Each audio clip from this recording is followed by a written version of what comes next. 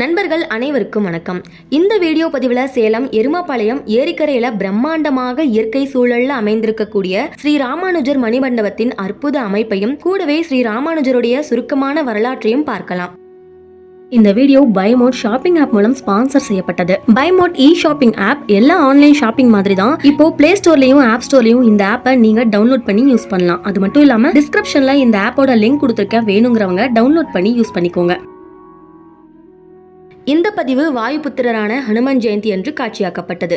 அதனால ஆஞ்சநேயருடைய விசேஷமான அபிஷேக ஆராதனைகளையும் முழுமையாக பார்த்து அவரோட பரிபூரண அருளையும் பெறலாம். வாங்க வீடியோக்குள்ள போகலாம். நாம இப்ப இருக்கிற இந்த இயற்கை அழகு நிறைந்த இடம் ஸ்ரீ ராமானுஜருடைய மணிமண்டப ஆலயம். தமிழ்நாட்டின் சேலம் மாவட்டம் சேலம் ஊராட்சி ஒன்றியத்துல உள்ள எருமாபாளையம் ஏரிக்கரையில ராமானுஜருடைய 1000வது பிறந்தநாளையொட்டி கடந்த 2017 வருடம் அவருக்கான மணிமண்டபம் நிறுவப்பட்டது. வளாகத்தில் நுழைந்து முதன்மை மண்டபத்துல பார்க்கும்போது 18 அடி உயர திருமேனியாக ராமானுஜருடைய சிலை அமைந்திருக்கு. ஸ்ரீ ராமானுஜருக்கென்று இந்தியாவிலேயே இங்கதான் மணிமண்டபம் அமைத்திருக்காங்கன்னே சொல்லலாம். மணிமண்டப வளாகத்துல ஈசான மூலையில திருவங்க ரங்கநாதருக்கும், நைருதி மூலையில திருமலை வேங்கடமுடையானுக்கும், அக்னி மூலையில காஞ்சி வரதராஜ பெருமாளுக்கும், வாயு மூலையில மேலக்கோட்டை சம்பத்குமார சுவாமியையும் எழுந்தருளச் செய்திருக்காங்க. இங்கு ஆஞ்சநேயருக்கென்று தனி சன்னதியும் உண்டு. மணிமண்டபம் மற்றும் பெருமாள் கோவில்கள் தினமும் காலையில 9 மணிலிருந்து மதியம் 12 மணி வரைக்கும், மாலை 4லிருந்து 7 மணி வரைக்கும் திறந்திருக்கு. மண்டபத்துல அமைந்திருக்கக்கூடிய சிறப்பு திரையரங்குல பக்தர்களுக்கு ராமானுஜரோட வாழ்க்கை வரலாறு காண்பிக்கப்படுது. இங்க வரக்கூடிய குழந்தைகளை ஈர்க்கும் வகையில சிறிய பூங்காவும் செயற்கை நீரூற்றும் நூலகமும் அமைக்கப்பட்டிருக்கு. 20 அடி உயர மணிமண்டபத்திற்கு படியேறி மேலே செல்ல முடியாத வயதானவர்களுக்காக மின் தூக்கி வசதியும், வளாகத்தை சுற்றி வர மின்கல ஊர்த்தி போன்ற வசதிகளும் செய்யப்பட்டிருக்கு. மேலும் தொடர்ந்து ராமானுஜருடைய வாழ்க்கை வரலாற்றை சுருக்கமாக தெரிந்து கொள்ளலாம். ராமானுஜர் கிபி 1017 ஆண்டு சித்திரை மாதம் வளர்பிறை பஞ்சமி திதி திருவாதிரை நாள்ல வியாழக்கிழமை அன்று ஸ்ரீபெரும்புதூரில் கேசவ சோமயாஜி காந்திமதி தம்பதியருக்கு மகனாக அவதரித்தார். ராமானுஜருக்கு யதிராசர் என்ற பெயரும் உண்டு. யதி என்ற சொல் துறவி என்று பொருளுடையது. ராசர் எனில் அரசன், யதிராசர் எனில் துறவிகளில் தலைமை பண்புடையவர் என்பது பொருள். விசிட்டாத்துவைதம் என்ற தத்துவ இயலை உலகம் முழுவதும் பரப்பிய வைணவ புரட்சி துறவி இவர்.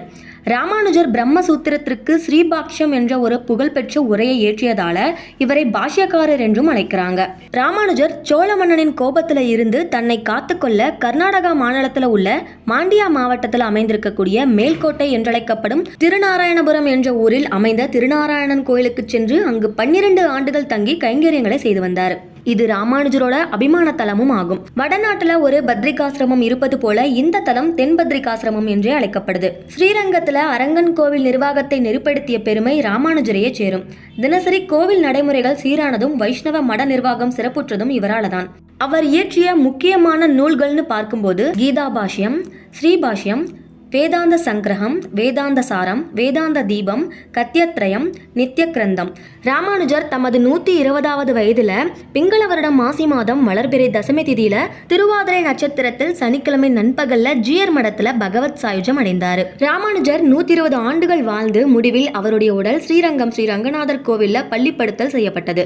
இப்போதும் அவரது திருமேனி வைத்தவாறே உள்ளே இருப்பதாகவும் அதற்கு மேற்புறத்தில் இப்போது உள்ள ரூபம்தான் தானான திருமேனி என்பதும் பல ஆய்வாளர்களோட கருத்தாக உள்ளது. அந்த திருமேனிக்கு திருமஞ்சனம், அதாவது எந்த விதமான அபிஷேகமும் நடைபெறுவது இல்லை. வருடத்திற்கு 2 முறை பச்சை கற்பூரம் மற்றும் குங்குமப்பூ ஆகியவற்றால் ஆன ஒரு வகை குழம்பு மட்டுமே சாற்றப்படுது.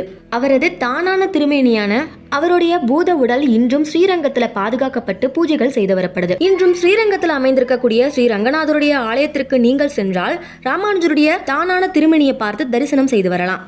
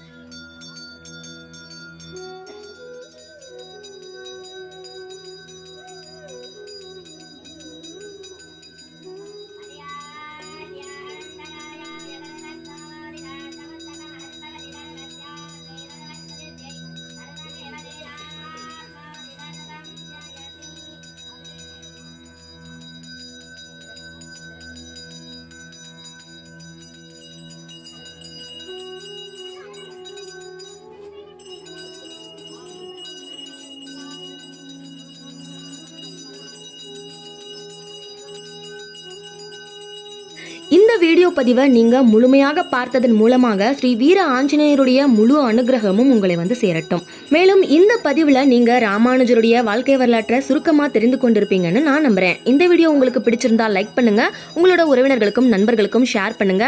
மேலும் இது போன்ற வீடியோக்களை தொடர்ந்து நம்ம சேனல்ல நீங்க பார்க்க மறக்காம நம்ம சேனலை சப்ஸ்கிரைப் பண்ணி ஃபாலோ பண்ணிக்கோங்க. நாளை மார்கழி மாதத்தினுடைய அதி சிறப்பு வாய்ந்த வைகுந்த ஏகாதசி. எப்பவும் போல அதிகாலை 4 மணில இருந்தே நம்ம சேனல்ல நேரலையில நீங்க வைகுந்த ஏகாதசி சொர்க்கவாசல் திறப்பு வைபவத்தை தவறாம மறக்காம பாருங்க. நன்றி, வணக்கம்.